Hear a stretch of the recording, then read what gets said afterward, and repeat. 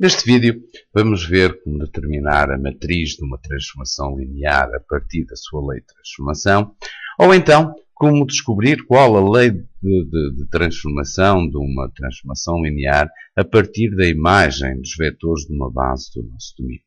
Vamos começar então pelo primeiro caso, ou seja, imaginem que temos uma transformação linear, por exemplo, uma transformação linear de R3 em R2, tal que conhecemos a lei de transformação. Por exemplo, t de x, y, z é igual a x mais y, z. E para tal pretendemos obter nem mais nem menos do que a matriz associada à nossa transformação. Muito bem, para tal, sempre pretendemos obter a matriz de uma transformação, temos que definir as bases, quer do nosso domínio, quer do nosso conjunto de chegada em que estamos a trabalhar.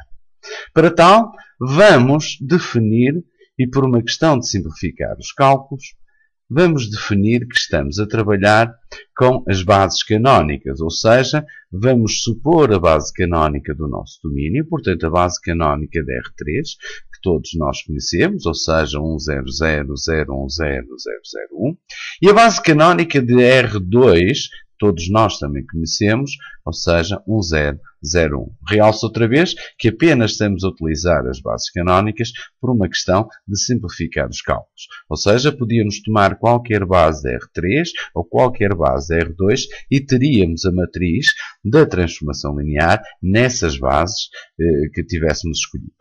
Vamos então pegar nas nossas duas bases escolhidas, ou seja, a base canónica de R3 e a base canónica de R2, e vamos descobrir qual a matriz da lei de transformação que temos aqui. T de x, y, z igual a x mais y, z. Muito bem, como é que procedemos então para obter tal matriz?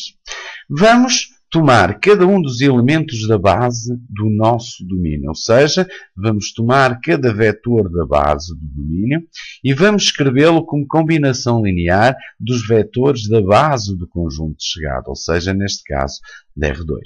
Tomemos então o primeiro vetor da nossa base do domínio, ou seja, o vetor 1, 0, 0. E vamos calcular a imagem deste vetor da base, t de 1, 0, 0. Se nós substituirmos a nossa expressão, temos, portanto, t de 1, 0, 0 dará 1, 0. Ou seja, o t de 1, 0, 0 é 1, 0. Vamos então agora escrever a imagem como combinação linear dos vetores do nosso conjunto de chegada, dos vetores da base do conjunto de chegada. Ou seja, vamos escrever o 1, 0 como combinação linear da nossa base. 1, 0, 0, 1. Ou seja, A vezes 1, 0 mais B vezes 0, 1. Ou seja, se fizermos estas contas, verificamos que AB terá que ser igual a 1, 0. Ou seja, A terá que tomar o valor 1, B terá que tomar o valor 0. Significa, então, que aqui temos nem mais nem menos do que os valores da primeira coluna da nossa matriz. Volto a realçar, os valores da primeira coluna, ou seja, 1, 0. Passemos agora ao segundo vetor da nossa base do domínio, ou seja, 0, 1, 0. E calculemos, nem mais nem menos, do que a imagem do vetor 0, 1, 0, ou seja, do segundo vetor da base do nosso domínio. Ou seja, t de 0, 1, 0, se tivermos em atenção a expressão analítica, t de 0, 1, 0 será 1, 0. Ou seja, t de 0, 1, 0 será 1, 0. E novamente vamos escrever este vetor como combinação linear dos vetores da base do conjunto de chegada, ou seja, A vezes 1, 0 mais B vezes 0, 1, que dá nem mais nem menos do que AB. Ou seja, significa que AB terá que ser igual a 1, 0. Ou seja, o nosso A tomará o valor 1, o B tomará o valor 0. Ou seja, temos aqui a segunda coluna da nossa matriz associada à transformação, à lei de transformação nas bases em que estamos a trabalhar, ou seja, 1, 0. Calculemos agora a imagem do terceiro vetor da base do nosso domínio, ou seja, do vetor 0, 0, 1. que será x mais y, z, ou seja, 0, 1. E vamos escrever 0, 1 como combinação linear da nossa base do conjunto de chegada, ou seja, A vezes 1, 0, mais B vezes 0, 1. Ou seja, AB, feitas as contas, terá que ser igual a 0, 1. Significa então que A tomará o valor 0, B tomará o valor 1. Ou seja, a terceira coluna da nossa matriz associada à lei de transformação será 0, 1.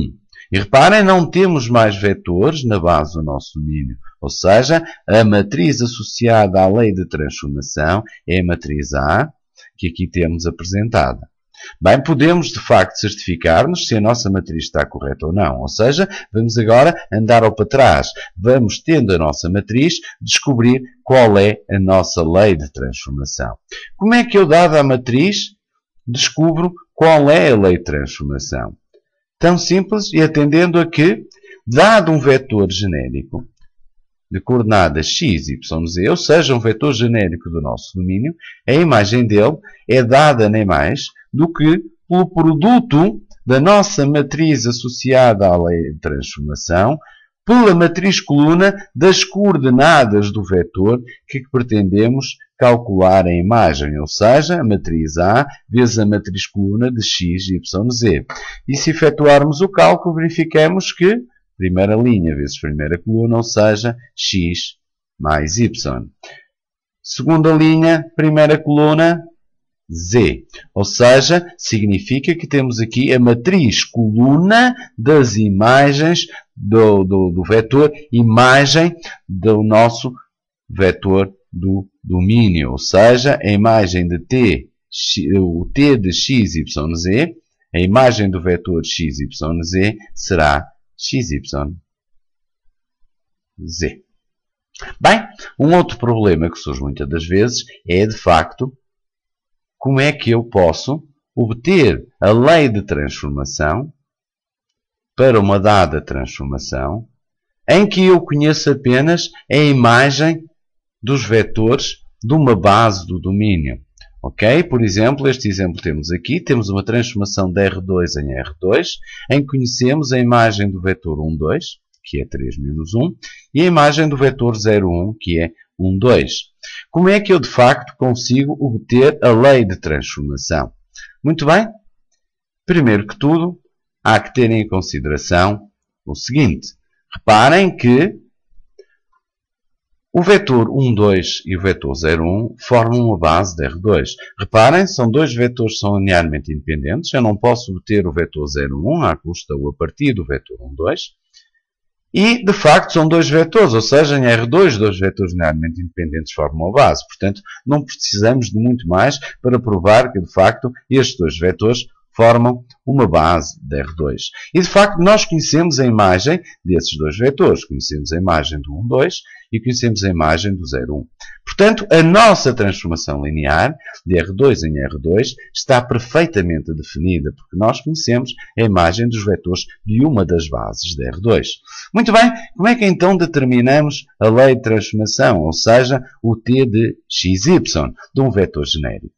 Em primeiro lugar, dado que 1, 2 e 0, 1 não são de facto os vetores da base canónica, ou seja, por acaso 0, 1 é um vetor da base canónica, mas 1, 2 não é, ou seja, não estamos perante a base canónica de R2, do nosso domínio, o que é que nós temos que fazer? Primeiro passo, temos que descobrir quais são as coordenadas de um vetor genérico na base em que estamos a trabalhar. Ou seja, imaginem o vetor xy, um vetor genérico de R2. Eu pretendo saber quais são as coordenadas deste vetor na minha base em que estou a trabalhar, ou seja, na base 1, 2, 0, 1. Para tal, basta-me fazer o seguinte, ou seja, pegar no vetor xy, tomar uma combinação linear dos vetores da base, 1, 2, 0, 1, ou seja, xy igual a A vezes o primeiro vetor mais B vezes o segundo vetor, e descobrir quais são, nem mais nem menos do que as coordenadas A e B, que de facto representam as coordenadas de x, y, um vetor genérico, na base 1, 2, 0, 1.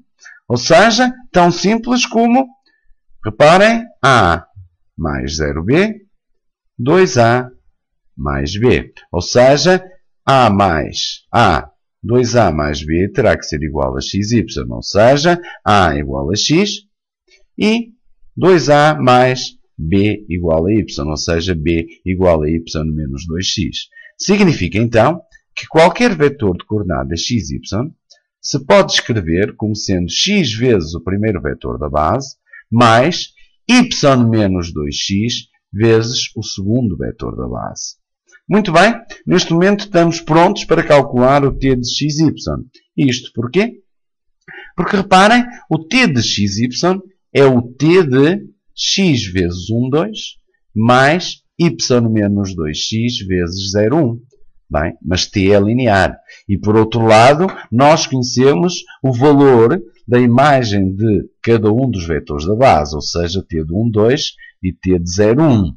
Então, se t é linear, quer dizer que o t de x vezes 1, 2 mais y menos 2x vezes 0, 1 é igual ao t de x vezes 1, 2 mais o t de y menos 2x vezes 0, 1. Ou seja, o t da soma é a soma dos nossos t's.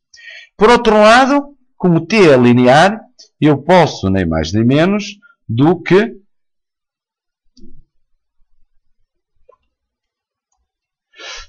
passar para fora os nossos valores dos escalares. Ou seja, o t de x vezes 1, 2 é x vezes t de 1, 2.